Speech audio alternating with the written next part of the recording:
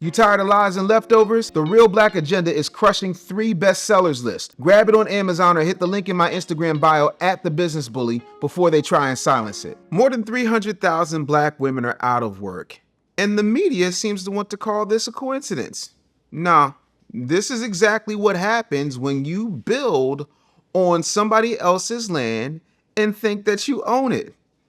This is the backhand of what happens when you rely too heavily on magical concepts that don't really impact your life, like DEI. Let's talk about how DEI sold black women a dream and also delivered them a pink slip. The problem is black women have been hustled. They told you, go to school, break barriers, get these degrees. So you got more degrees than a thermometer and you're in a very expensive unemployment line. See, the thing of it is, even if you're breaking down barriers, they're building them up right behind you. That's why white women make up the majority of DEI hires, and then black women get to be the face of it. Black people are always the face of whatever PR thing that they decide to put in front of the masses in order to make money. Sometimes we gotta start calling things out for what they are. This was a PR stunt with hustle that now is starting to catch up, or as Malcolm X famously said, the chickens are coming home to roost. But let's do this by the numbers, shall we? 75% of all DEI roles, who do they go to? Wait for it. White people. They go to the white people. High-powered supervisory DEI roles for black women, 4% of all DEI hires. Where's Umar when you need him? You don't find that suspicious? You don't find that suspicious?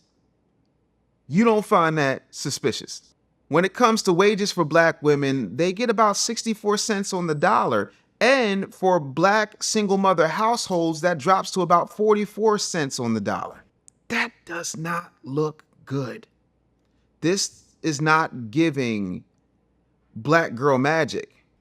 It is giving black girl magic PR, while tragic stories are happening when the lights go out and the cameras turn off.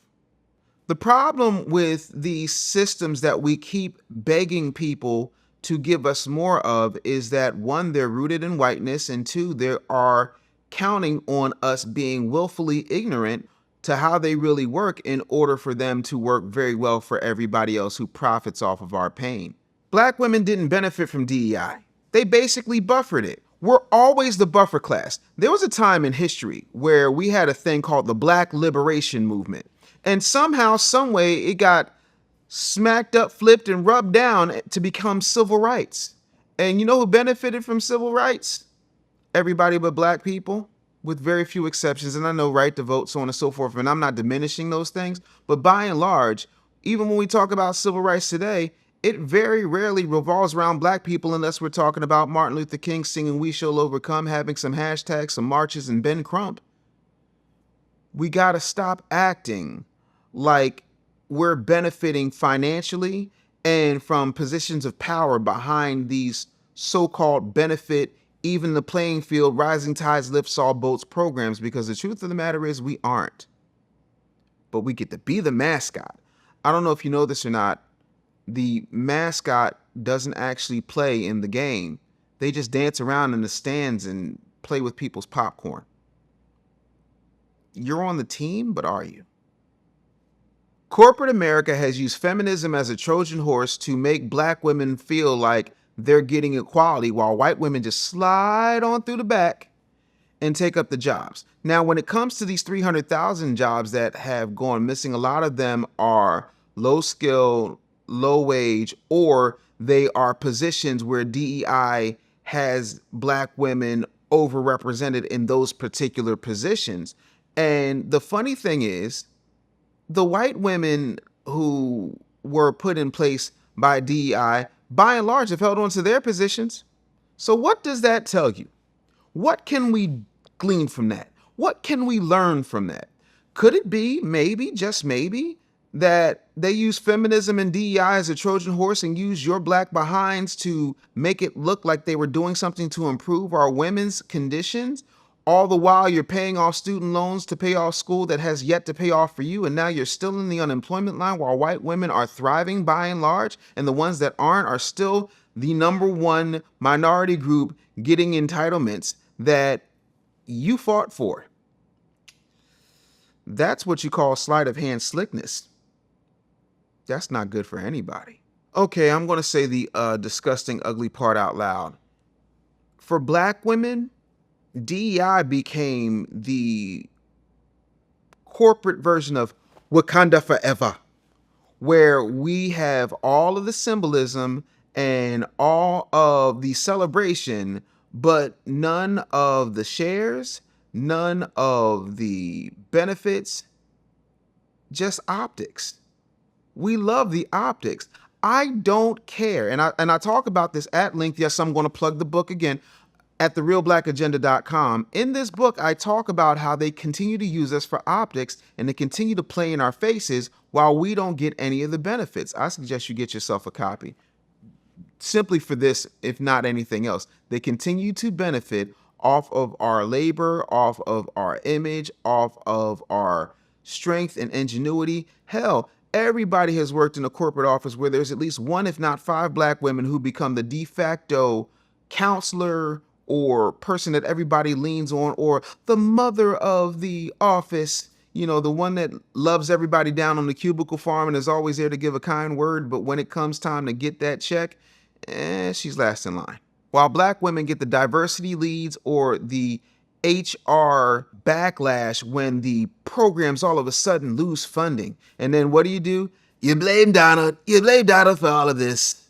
But yet and still, this was the natural course of what was going to happen anyway, because that's what happens anytime there's any type of movement. If you think I'm lying, I want to just rewind the clocks a little bit to, I don't know, let's go 2020. Remember all that Black Lives Matter stuff that was happening? Remember how they had murals up and people saying that they were going to do all the corporate things they could do to make sure that black people were getting ahead? Where's all that Black Lives Matter stuff at now? BLM didn't stand for Black Lives Matter. It stood for Buy Large Mansions. I'm still waiting for somebody to cut Tamir Rice's mama a check. I'm still waiting to see what George Floyd's family got from Black Lives Matter, the organization. I'm still waiting to see how big buckets of yellow paint that were used to paint murals downtown and on walls and in the streets has helped you at the grocery store. Wait, I'm getting something from the newsroom. You sure? It hasn't? Oh, I'm so shocked. And here we are. By the way, I can see you taking your Twitter fingers and getting mad at me in the comments. Don't get mad at me. Get mad at the numbers. See, math is math.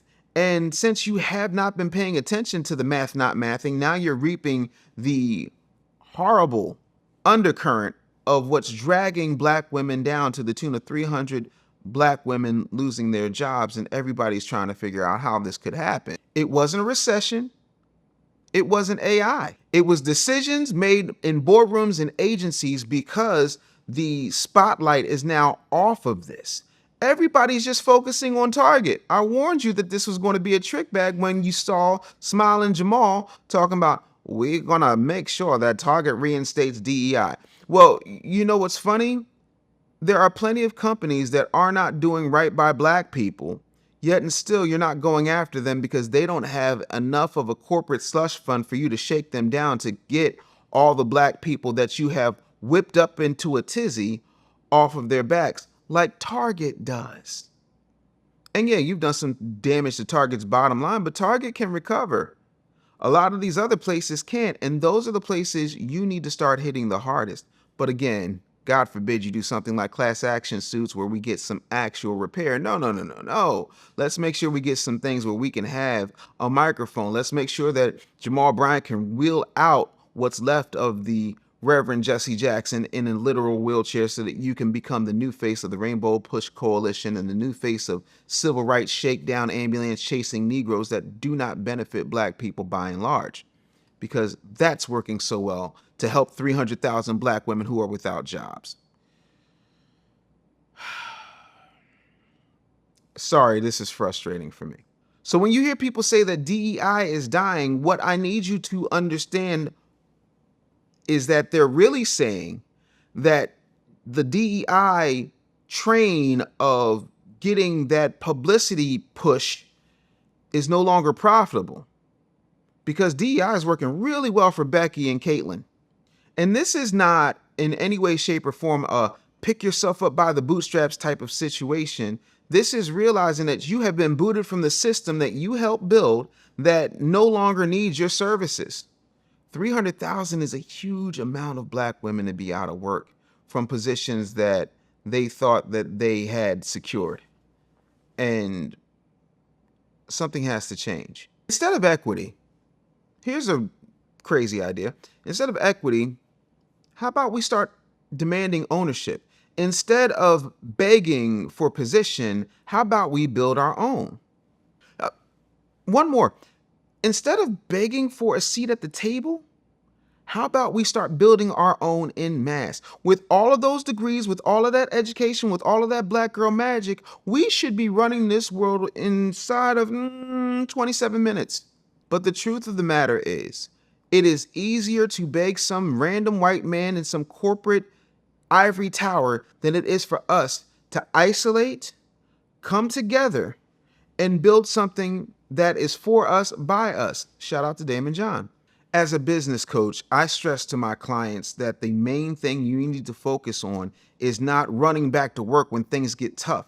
It's to work harder in building out your business. We don't have time for tokenism. We don't have time to be seat fillers. We don't have time for some corporate magical DEI Santa to give us another lump of coal that does not do anything to heat up our fireplaces or put food in our kids' bellies. What we need is a strategy. And again, that's why I wrote The Real Black Agenda. You can get it at therealblackagenda.com and start building infrastructure. The one thing that I always stress to people is no one is going to love you like you do. No one will ever pay you enough to live next to the CEO. No one is going to care about you or advocate for you more than you should be advocating for yourself.